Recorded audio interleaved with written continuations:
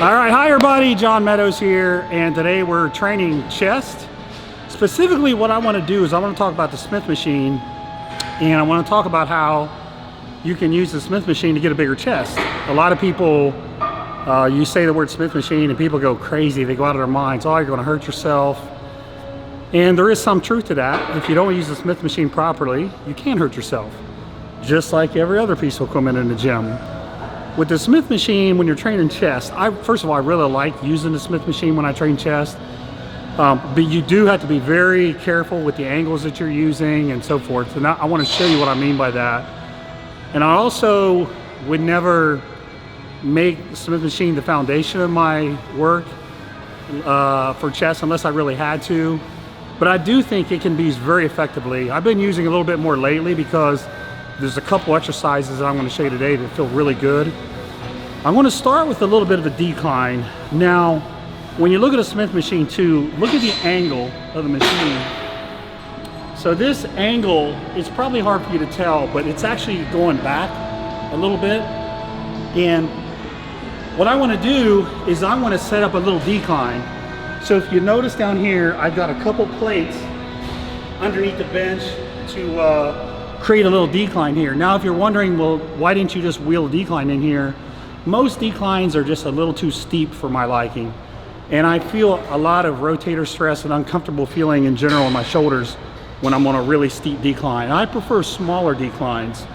And actually, if you look at my chest manual that I have on my website, I talk about the studies that show a small decline getting the best activation in your pecs. But anyways, so I've got a slight decline here, and my goal is going to be, I'm going to say lower pec, but really it engages your whole pec pretty well at this angle. You generally speaking, you get a lot lower pec when you're doing this anyway, just from the way the fibers run. So setting up the decline almost makes it that way. You're not going to see a steep angle as I'm pressing, but I am on a little bit of a decline. Now, watch as I do these. Where the bar comes down to and the way you are positioning your elbows is really important. So the bar should come down to just right on your lower pec, right below your nipple, okay? If you let the bar come down real high, you're gonna start internally rotating and you will hurt your shoulders. So when people say you can hurt yourself, they're right, you can. Also, if you lower the bar too low, way too low in your stomach, you can also create a lot of internal rotation that can also hurt you. So you gotta literally find the exact spot on your chest where you're at the right angle, okay? For me, it's just right below the nipple. And I take it down there and I actually touch. Now, the other thing is your elbows. I would rather, instead of seeing you do this and really stretch your shoulders, I'd rather see you take your elbow down this way. Almost like we're training our upper pecs, like this. So instead of like this, I want to see your elbows come down more like this, okay? And if you know anatomy in your upper pec, the clavicular head, it actually runs that way. So we're not, that's what I'm saying. It's kind of a decline, but really we're working our whole pec pretty well. So let's give this a shot. I prefer you use a medium grip, not real wide. So we're going to take it down to right here, sitting right below my neck. Now take it up, right there. Now notice how my elbows are not flared out to the side. Right there.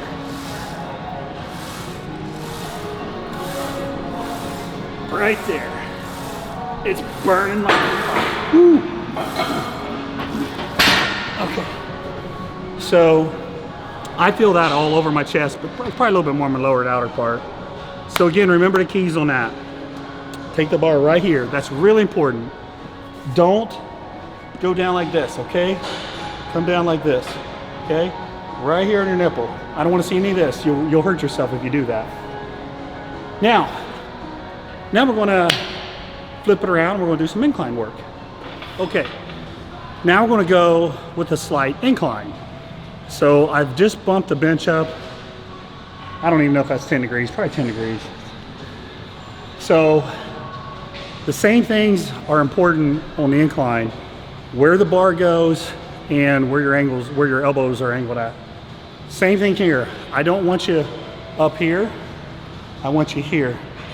And you're gonna feel, anytime you wanna work that upper pec, you always want your arms to come down this way, okay?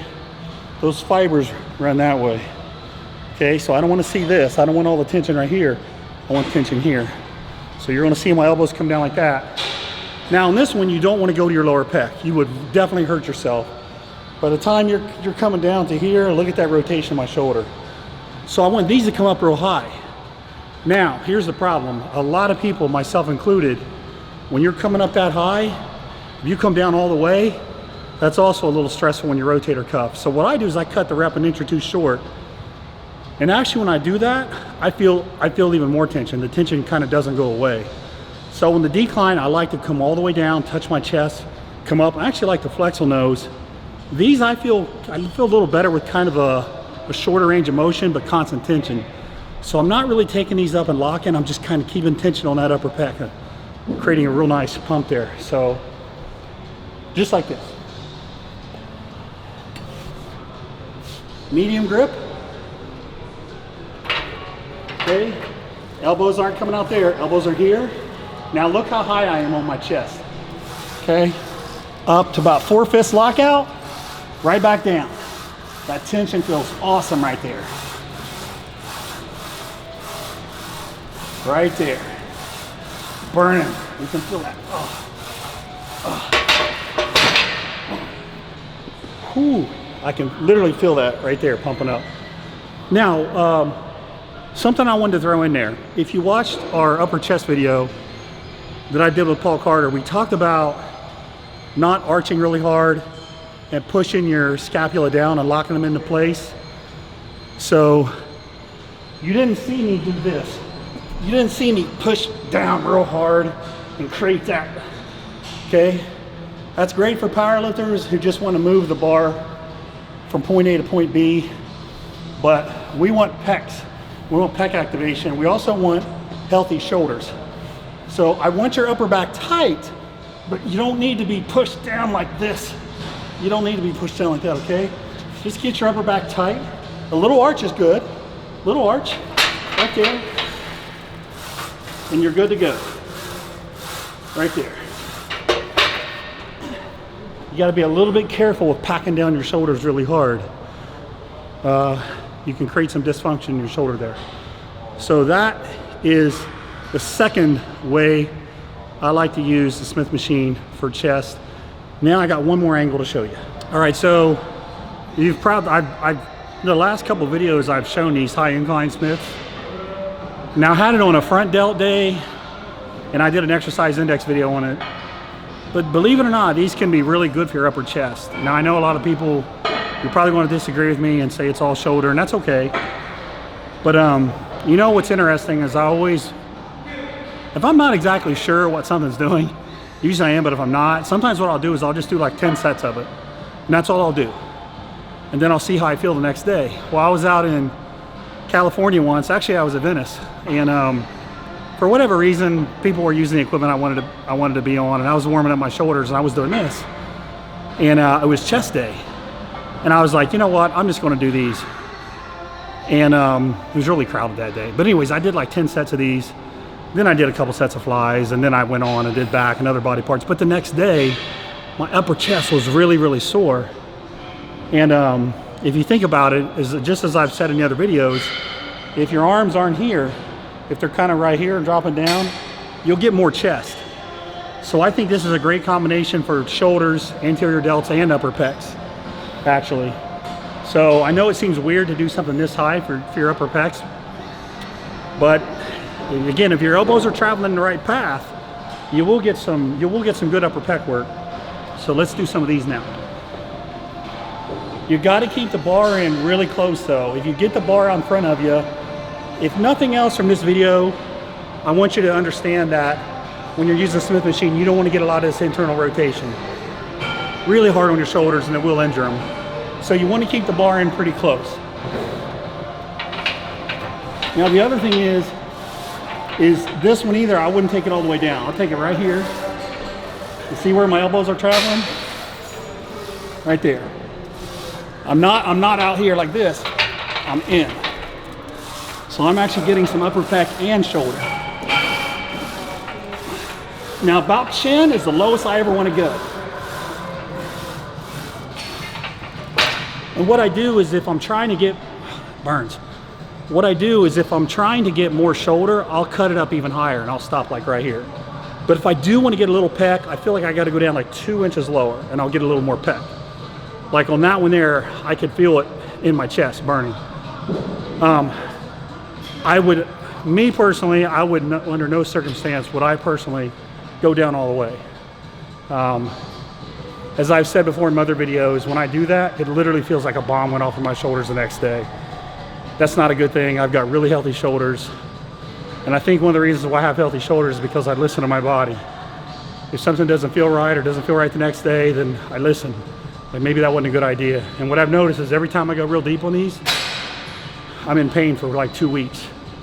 So I'm gonna cut these short, chin level for upper chest. If I was trying to focus more on anterior delts, I'd cut it up more like nose to forehead level. So we do another set here. So chin level. Now look at my elbows. Down, right there.